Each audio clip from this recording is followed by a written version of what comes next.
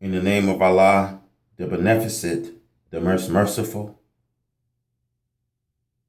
to the beloved families of whom I'm a member, to the beloved friends and followers of the Honorable Elijah Muhammad, and to all those his life have touched.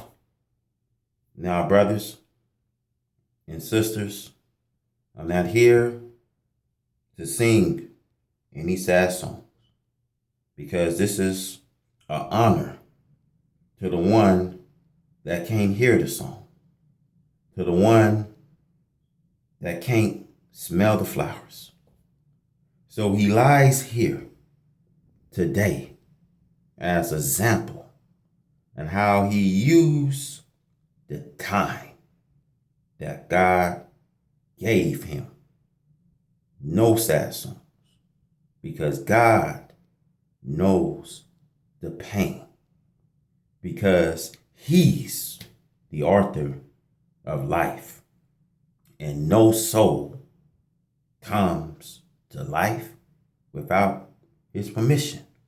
And also, he's the author of death, and none of us can die without his permission.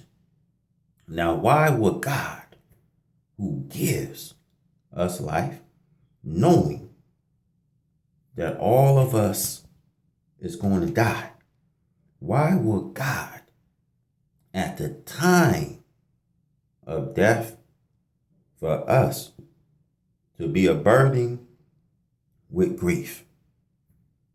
It is natural to suffer sorrows for a loss of a loved one, but it is improper for the righteous to grieve, because grief is like a cancer.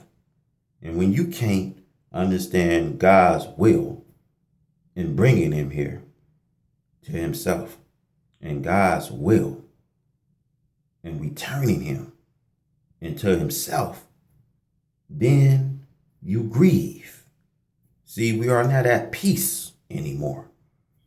So my brothers and sisters, this can become a terrible, terrible event. But why? Because God allowed to happen. He allowed his righteous to be at peace. The Bible says in the book of Hebrews, through the prophecy, all was commended with their faith. So they never got to see what was promised and what lies ahead. But God was not ashamed to be called their God, because he had a place for them. So I want to say to you, my beloved brothers, see, our brain can release hormones that can bear the tragedy of life, the misfortune of life. And yes, all of us is going to experience the misfortune of life. See what it's like when you separate from a loss of a loved one, what it's like when you lose a loved one, what it's like when we got to bury our loved ones. See, we in pain, brothers, when we grieve with pain and sorrows. But God is saying, don't worry about that, because he says, my righteous will be at peace. So I want to say, rest in peace to my beloved brother, Calvin Birk, and God bless the beloved families.